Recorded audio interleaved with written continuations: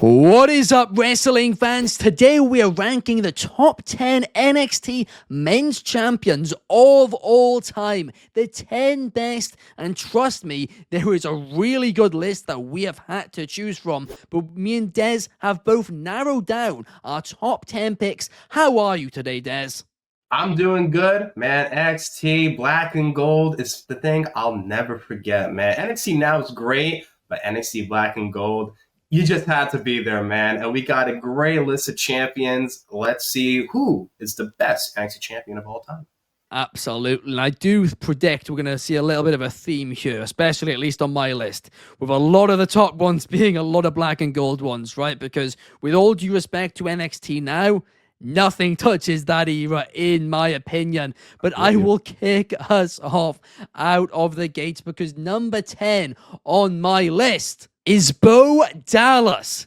And this is somebody who I think a lot of people who weren't watching NXT at this time kind of don't appreciate, because he was a top champion for a long, long time. 260 days to be exact, and he had 6 defenses in those 260 days as well. The guy was really good in ring. He played his role really, really well. And of course, once he got up to the main roster, his main roster run didn't work out very well at all. Now, of course, he's back as Uncle Howdy. But that Bo Dallas, that was prime Bo Dallas. But who do you have at 10, Des? All right, at number 10, I have a glorious option. We have Bobby Roode. Bobby Roode held the NXT Championship for 202 days. In my opinion, he was the champion, right? He had the suit. He had the look. He also had the undefeated streak that a lot of people seem to forget about. He did beat Shinsuke Nakamura twice, which was honestly kind of unheard of. He did end up losing to now Drew McIntyre, one of the biggest names in WWE. The only reason I have him at number 10 was his stories, they weren't great, right? I feel like in terms of his in-ring work, they were fantastic, right? He faced Hideo with Tommy, but I feel like we could have gotten more depth out of him. But for the short stay he had, he is one of the best NXT champions of all time. That is actually fair enough, because you are right. In terms of actual title feuds, he didn't really have any, fantastic story ones. They weren't bad, but they just weren't fantastic. And especially as we go down this list, I think there were a lot which were a lot better.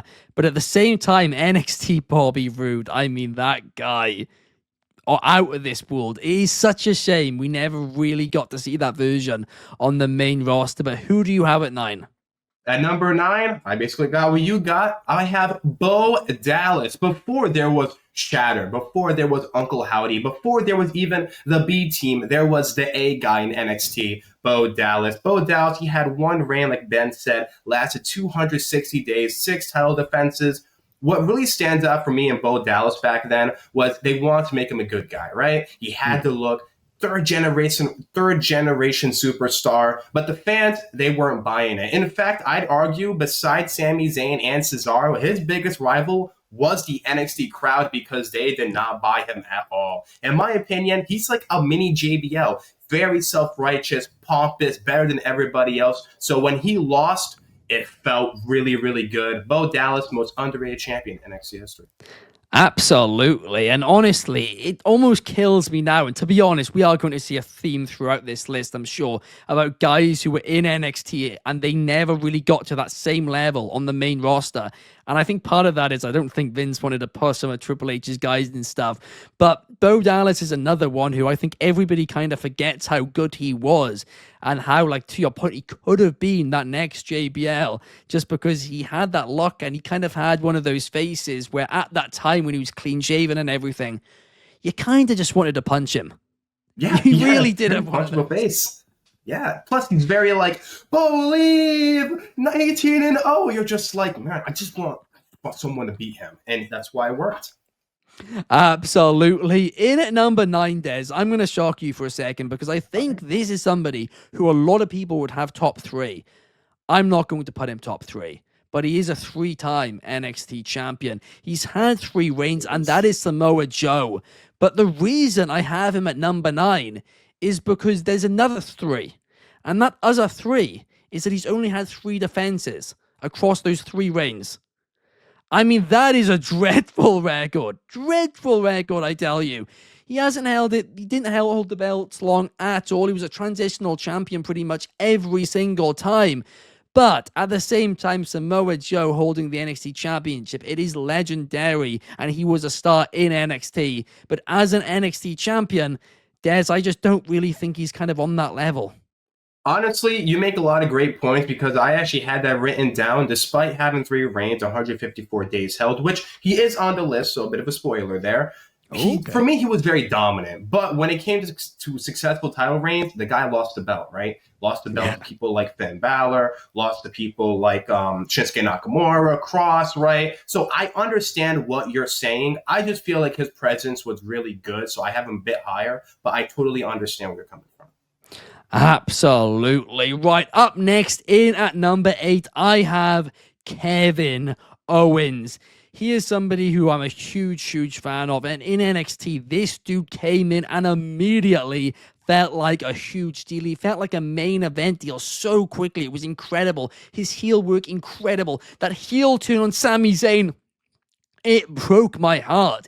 We had to wait several years for there to be another heel turn that meant that much in NXT. And of course, that ended up being DIY. And his reign was only 140 days, which is why he isn't higher on this list for me. But at the same time, it was 8 defenses. He had 8 defenses. That's a lot of times that he defended that belt in an incredibly short amount of time. So he's 8 on my list. Who do you have, Des? At number 8, I know he left WWE, didn't really have the best stint there, but there was a time where NXT was tranquilo, and that is Andrade Cien Almas. Andrade had the NXT Championship twice for 139 days, beating Drew McIntyre for his first reign and Aleister Black for his second reign, which is widely considered one of the best NXT matches. Honestly, when you first look at Andrade, he wasn't really seen as like the top guy in NXT, right? He was kind of seen as like the mid-carder, but once they paired him with Zelina Vega, that's when things took off. His character work was really good. He kind of played almost like the final boss, right? So when Johnny Gargano faced him, you were more inclined to shift towards Johnny Wrestling. Also, speaking of Johnny Wrestling, had really good matches there. Honestly, it's a shame. Incredible. Yeah, it's a shame they never went back to putting him with Zelina, man.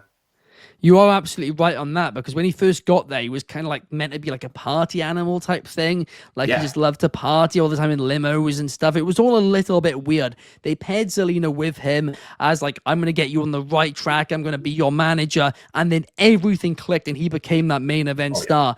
He's not on my list though, even though I was a big fan, especially that match with Johnny Gargano, like you said, as well.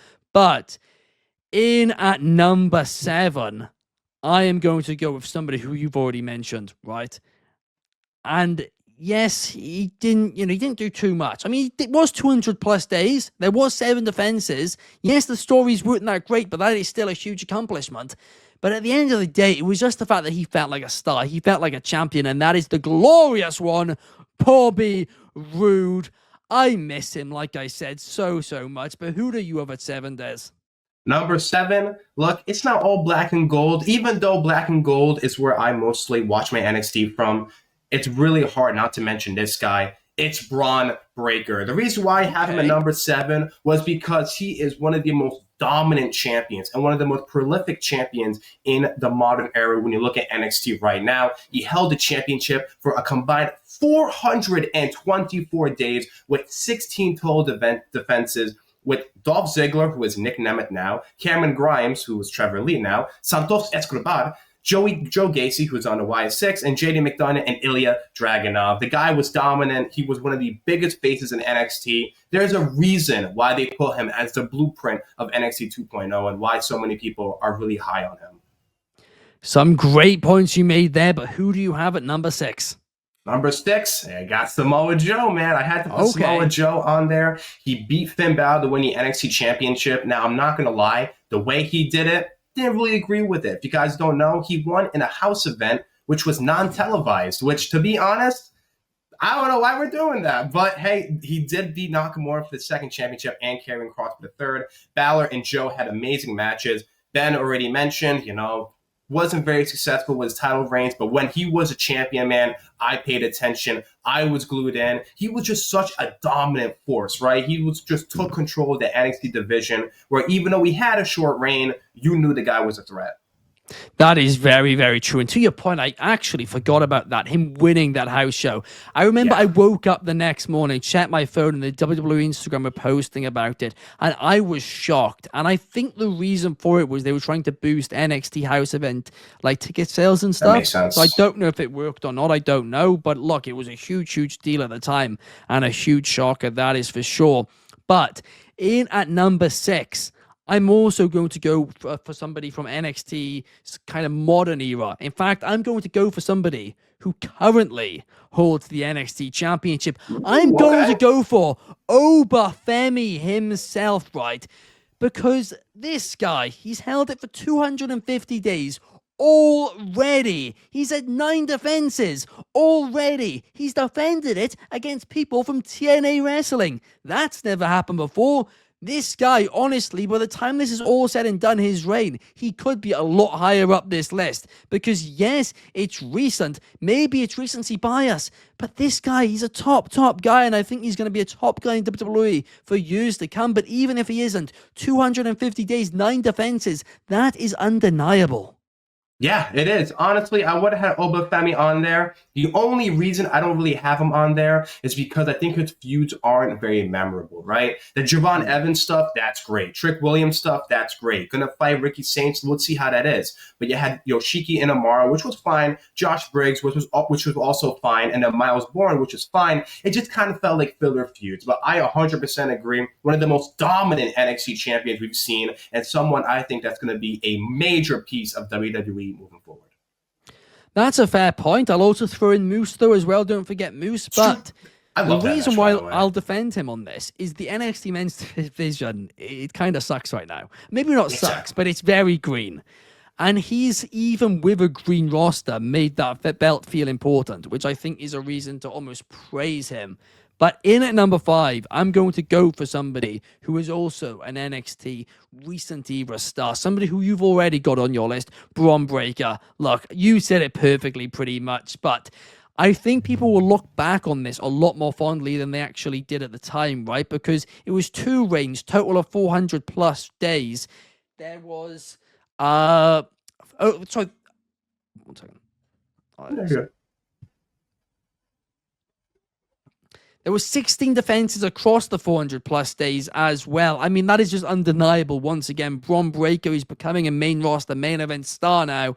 And I think people will look back on this as, yeah, that's one of the most historic reigns ever. But who do you have at number 5? This one might shock people, but I have Adrian Neville, the man that gravity forgot, but the man I certainly didn't forget. He beat Bo Dallas to win the NXT Championship. I think it was a ladder match, if I'm not mistaken. It might have been a revival. And when he won, man, the crowd erupted. The reason why I have him so high on this list is because he was the blueprint. He was the example. He was the idea of what NXT Black and Gold was going to bring. It's not a developmental brand anymore. It's where you see some elite matches. You see amazing in-ring work. He had 1 title reign, lasted 286 days, 10 defenses, like I said, Bo Dallas. He did face Brodus Clay, which was, I understand. But then he had Tyson Kidd, Tyler Breeze, and Sami Zayn. Like I said, he was a blueprint. And when he left, it really, not when he left, but when he was there, it made NXT feel important. Yeah, absolutely. And for that exact reason, Des, I have him at number 4. Because honestly, like you said, he made NXT feel important. 286 days, 10 defenses. That was kind of the first moment where people were like, hang on, NXT is really, really special here. And he was kind of the face of NXT when that happened. So I look back on it very, very fondly. And I think he's somebody who really moved the needle in NXT. But who do you have in at number 4? Just like you mentioned before, I have Kevin Owens at number 4. Ooh. Like you mentioned, he turned on Sami Zayn. And when he did, he made an immediate impact. He didn't even win a match. Nay. He literally beat him to the point where Sami Zayn couldn't continue, just to show how dangerous the guy is, right? I know WWE couldn't use Kill Owens kill, but he really was a killer in NXT. Yeah. He had 1 reign He had 1 reign with the NXT Championship, 142 days. What makes him more important for me is, like you touched upon, he put NXT on the map. Adrian Neville put NXT to people's eyes. Kevin Owens said, hey, you see that camera over there? Look at me. This is what I'm doing at NXT. Pay attention to what I'm doing, right?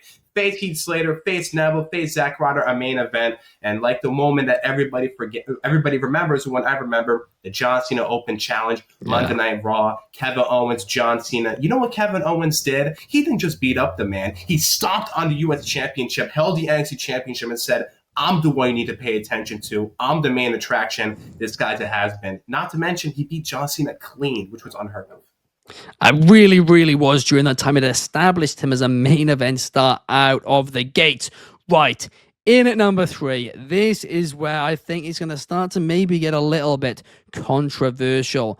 But I have got somebody who I believe made the belt feel more important than anybody else did, even though maybe his reigns weren't quite as good, and that is Ciampa, because he only had 5 defenses over 2 reigns, but it was over 300 days. Now, that isn't, necessarily a good defense to day ratio, but even still, he made that belt feel something. He made it feel special. He carried it around with him. And I mean, look, that was peak NXT for me. It really was, Des, but who do you have? You read my mind. Great minds think alike. It's Tommaso Ciampa. Ciampa won the NXT Championship at NXT TakeOver 2018 by beating Johnny Gargano. It was a ladder match. I believe the championship was vacant at the point. Like you said, he didn't just love the championship. He was obsessed with the championship, even trademarking the name called Goldie. In my opinion, there's a reason why R-Truth confuses the guy with Triple H, because he was Triple H, man. He did not care. Gargano, Candice LeRae, friends, opponents, he said, none of that matters. I want the championship. In my opinion, and probably your opinion, he was one of the best, the best heel in WWE at the time. The main roster man didn't touch how good this guy was. Like you said, had 1 reign, last 238 days. Unfortunately, it was a neck injury that did sideline him, but he did come back, have a 2nd reign. This one I don't remember too fondly, but honestly, it was the very last fragment of NXT Black and Gold when Braun Breaker chainsawed Black and Gold and Ciampa went on his way to the main roster. But man, what a guy, what a champion this guy was. You hated him. You hated him. It was amazing. Just the booze. He didn't even have a theme at one point. He just came out to booze. That's how much he was hated. It's just absolutely golden. It truly, truly is. Who do you have at number 2? Number 2 and number 1, man, this is a toss-up, all right? And it's Finn Balor. I got to go Finn Balor. Now, this is one I remember so fondly. I was talking about it, my coworker, Beast in the East. That's when he faced Kevin Owens and won the NXT Championship. His first reign lasted 292 days. He lost to Samoa Joe, like I said, non-televised match. His 2nd reign, when he came back, man, he was a prophet. He was the man in NXT, so much to the point where when he came back, he was a heel. He attacked Johnny Gargano, NXT's darling, but the fans didn't care. They loved the guy, and there's a reason why in NXT Homecoming, people loved Finn Balor. I mean, he literally is one of the biggest faces in NXT. And then he also beat Adam Cole at NXT Super Tuesday too. Man, Finn Balor is synonymous with NXT. Let's hear your number 2, man. I mean, both times that he was on the brand, he reinvented himself, right? And both times he felt important. And to your point, that turn on Johnny Gargano where he did that kick out of nowhere and everyone was like, what? Nobody could believe it. It was brilliant. I can't remember if it was the 1st, 2nd, or maybe 3rd week they were live on NXT as well, but it was one of the first weeks, and it was a huge, huge shock. And for that reason, 2 reigns, over 500 total days, 15 defenses. I mean, it's got to be Finn Balor at number 2. And look, the only reason he is not number 1 is because there is one other guy who made that belt just mean something, which was just so much more. The height of NXT Black and Gold, 403 consecutive days, 14 defenses, right? He basically did what Finn Balor did in 2 reigns in 1 reign, and that man was the leader of the Undisputed Era, Adam Cole. That is my number 1. What about you, Des? It's Adam Cole, man. Look, you can say what you want about Finn Balor. I agree. It's Adam Cole. You know why? Because when I'm 65 years old or 70 years old and I'm in a deathbed and my kid's like, hey, Dad, who was the guy in NXT? I'm going to say, my sweet summer child, it's Adam Cole, baby. He shocked the system. The Undisputed Era is one of the biggest factions in NXT history. Like we touched upon, 403 days. He is the longest reigning NXT champion of all time. Maybe Obafemi will break it, but honestly, only time will tell. He beat Finn Balor, beat Gargano, beat Riddle, and beat Tommaso Ciampa. And when he lost, it was a big deal because it went back to the guy who was limitless. It's Keith Lee at NXT Great American Bash. Not to mention one of my favorite trilogy of matches, Johnny Gargano. They had NXT TakeOver 25. They had NXT TakeOver Toronto and New York. In my humble opinion, Adam Cole, get well soon, my man. This is the best NXT champion of all time. Absolutely. Well, we agreed on the top 3, but what did you guys think? Let us know your top 3 in the comments down below, and we will see you guys in the next video. Thank you for watching me, Des, and thank you to all of you for watching us. We will see you guys in the next video. Peace.